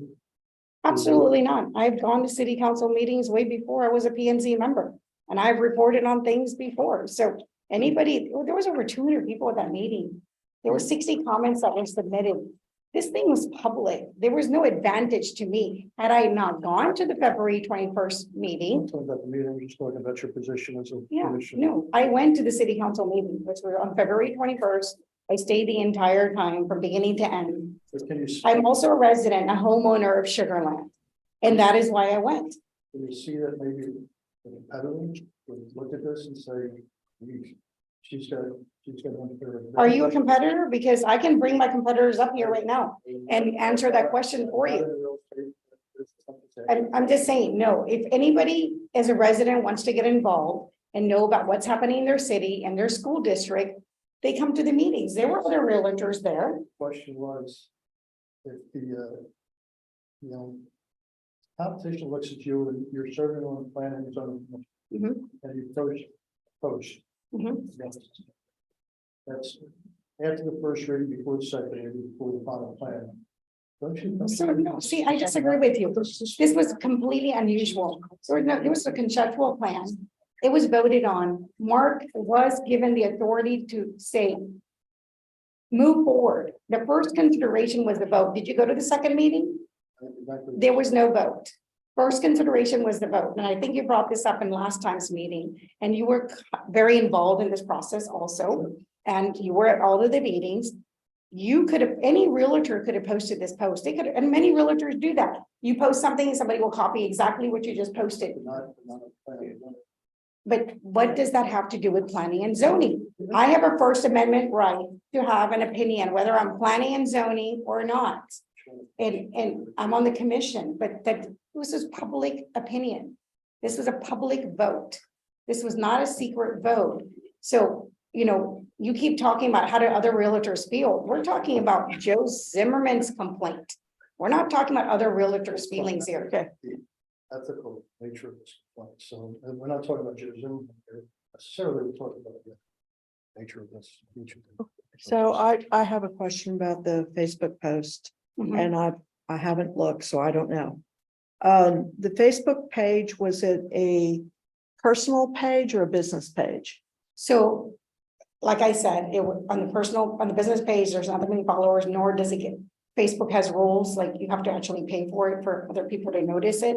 So I shared it to my personal page, which is probably where Barbara picked up my post. Okay. She's a friend of mine on Facebook. So it was on your personal page. And how many friends do you have on your personal page? I don't Roughly know. I don't know roughly how many I have, Okay. but I do know that that post was viewed by single digit number when I took it down. Because I wanted to look at that, and they should have a record of that because they did forward the actual post. Is your personal page public or friends only? No, friends only. Okay. You said that you showed us that you put up lots of other videos. Were any of those videos intended to bring business or increase sales? So realtor videos don't necessarily, like any kind, like even an ad you put in a newspaper, it doesn't bring you business. It lets people know you are an active realtor. That's what these videos are for. It's the way social media works now. Without being on social media, nobody knows you. And that real estate is competitive, it's expensive, and there are not that many successful realtors because of it. Social media has brought, information forward faster. But not everybody's on social media, most of the time, it's hard to post things as most people look at it and go, oh, here's another realtor video. They just pass it. So what's the intent of the other videos? that are posted? I mean, I gave you the copy of them. There are things like I posted one about voting. Page? Page. I don't have a page number because it's in your package from the city. Okay. It's not in this Oh, package. okay. I posted about city Sugar Land approves the rebate program for permanent residential generator. I mean, I post all kinds of stuff that, this in Sugar Land, because it's important to the residents. Ms. Not Fitzgerald, everybody follows the Sugar Land code. And do you use regarding the every- post, just for consistency and to give you the opportunity to provide a definitive answer, was there any information in the video that was specific proprietary to P and Z and not available to the public? Absolutely not. And we're not going to get to everything by the time this meeting was agendaed for 3:30 to 5:30. If she's willing, we can tender that, have it checked out. If you brought the video with you on a flash drive. Anybody can open up my Facebook page and look at them. They're Okay. public. And I've already given this to you prior to this meeting. Okay. My response to the committee meeting. So that homework should have been already done by everybody. So I'm sorry, Krista, go ahead. That was the only question I had at this point. Yeah, and a question, how do you use like other forms of social media, LinkedIn? I don't have LinkedIn. Or get us. No, I'm not on late. So when you said, let's chat about your next move. That chess game move or move to a new house? So let's chat about this, your decision. Like, how does this affect your lifestyle? What decisions are you wanting to make? It's a way to get someone to engage in a conversation on a social media post. That's what that is for. No one has called me by saying. Okay, saying so that- it was your next move in life, Yeah, you're or right. your Like a next catchphrase. pack up a U-Haul and move. Yes, exactly. And I say that often on my videos.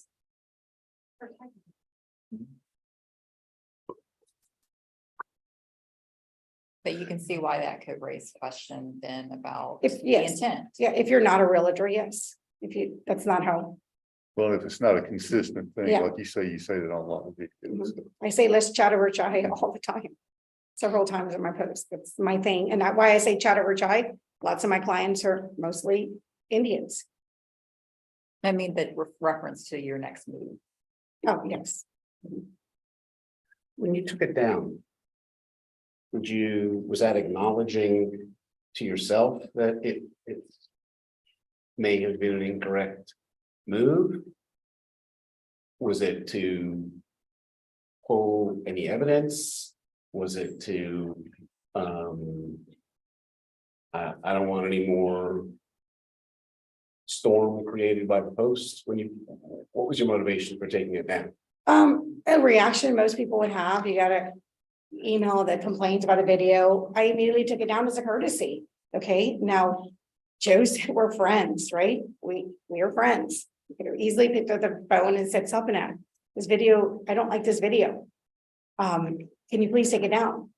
I think you need more training on getting trained to be on planning and zoning. But no, a lot of effort went into filing this complaint. It is a retaliation for my vote on PNC. Do you acknowledge that the post can be perceived Like I just, in negative light? like I said, it depends on who is looking at this post. Like Steve Trayley just mentioned, or maybe somebody might think, oh, she got to know about this, but that's not true. As a committee, the first time you guys are meeting on lots of city dollars are being spent on this video that took 28 seconds of words to post, and we're evaluating and reevaluating. I'm like I told you, it's a realtor video to announce what is publicly known to everyone who follows City of Sugar Land. That's all it was. I don't think we're questioning the what we're seeing and what we're feeling is that the intent of this video was to bring business to you. And that's the ethical violation that we see. No, I agree. It's That's actually the question that the board has to decide. yeah, is, Okay. you know, did you do this as an educational video? Yes. Or did you do this as a video that could lead to a potential customer sale? Educational video. Most of my videos are educational. Like I right now I would already have a video out there about going to vote for the bond, but I don't because of all this going on. I have not posted anything because now I wanted this thing there dragged out longer than I thought it would. I wanted this to be over, but no, it's an educational video. I do, pass along information that could help others because not everybody is paying attention all the time to what's going on in the city or Fort Bend ISD.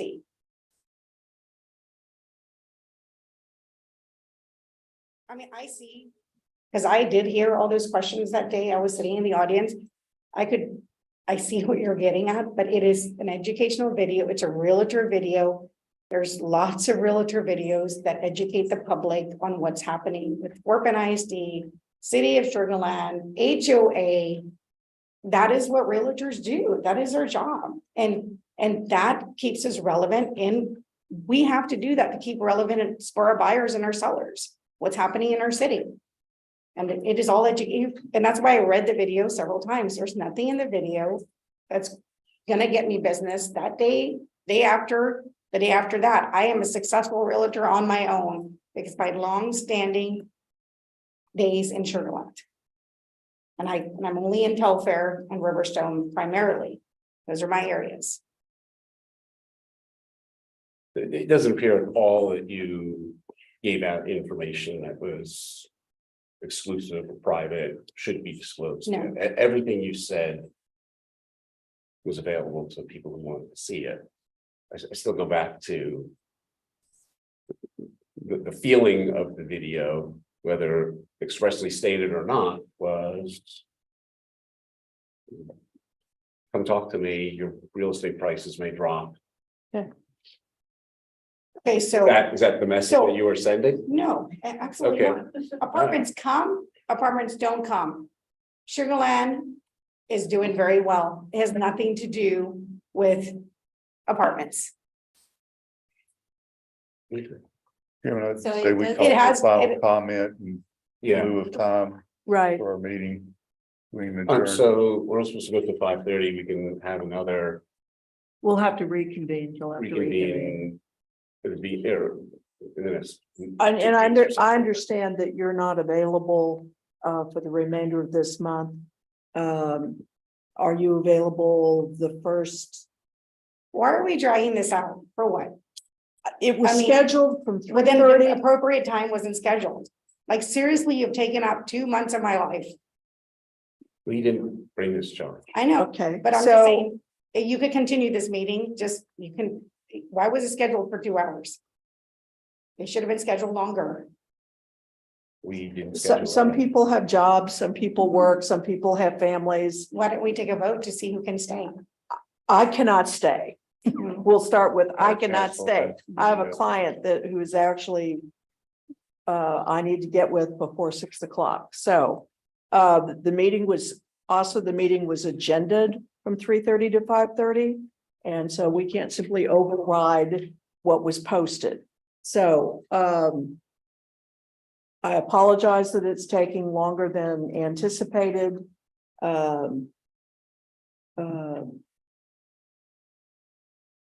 Are you available the beginning of May, or are there dates that you're not available, or do you prefer to? I'm trying to short circuit Brandon having to poll everybody. Are there any dates people are not available? The beginning of May, because understand there are already some conflicts for the rest of the month. Yeah, I only have a conflict on Friday.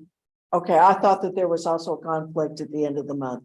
Friday is the end of the month, Oh, shoot. so. Closer than My I only thought. conflict is on Friday. And what about like first 2 Okay. weeks of May? Okay. you wanna set And a are there date- days that are worse than others, or do you have a? No. I preference? mean, my sister's getting married this weekend. I understand. So that is We why want Fridays this are- process over with also. Right. You're here on your time, we're here on our time. No, I agree. We're not getting paid to sit here. Neither are you, so. May 1 is next Monday, Okay. So is everybody available? or even this week. Is everybody Okay, that's available no. any other day this week? No. No, okay, so May 2nd. Okay, hold on 1 second. Are there any other no dates? Krista, do you have any no dates? I have a May 12th is a no date. My son is graduating from A&M. Congratulations. That's huge. Yes, it's huge. Yeah, I won't know on all my work schedule. I mean, I usually stay booked out about a week and a half. Okay, so you don't know, or, Mhm. okay. All right. Anybody else have any absolute cannot do it dates? May 8th. May 8th. Okay, We can't do the 5th. all right. I can't do it. Are we talking the same time? 3:30.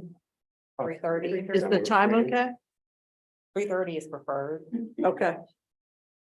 3:31, what they said? I'm not Oh, we haven't setting the picked date. the I'm date just, yet. I'm just trying to find out, trying to help Brandon figure out what dates are. The letters that were read by her, are they records? Can we get copies of what was read? You can get a copy, yes. Wait, those have not been submitted to you? Not the letters that you read. Okay. It's actually part of the transcript. There's a reason we can discuss in executive session. So the next meeting will just be the executive session? If you No, wanna that's present no, it, no, I'm trying to answer his question and telling him I'll answer that in executive session and not in public. Right now, we're still dealing with the dates and I anticipate that the board, when they meet again, will be taking additional information. And also executive session and also deliberation and action. So I heard a no on the 12th, no on the 8th, no on the 5th, no on the 15th. But the time was okay for other dates. Was May 1st a no for most people? Right. I didn't have it down as, May first and second. okay, so not the first or the second, okay. That should help Brandon poll for dates, because he will have already ruled some out. Okay, so Andrew and You do have the Krista, right to call with a. you will have the right to witness call at the witnesses next meeting. at the next meeting. And of course, it'll be 72 hours, maybe posted in more in advance than that. So Krista, Yes, in the interest of time, it's 5:36. Can I get a motion to adjourn? I make a motion that we adjourn. Second. All right, all in favor? Aye. Aye. Motion carries, meeting adjourned. Thank you so much. also, I'll just clarify that I'm just an interested resident. I am not one of the realtors here.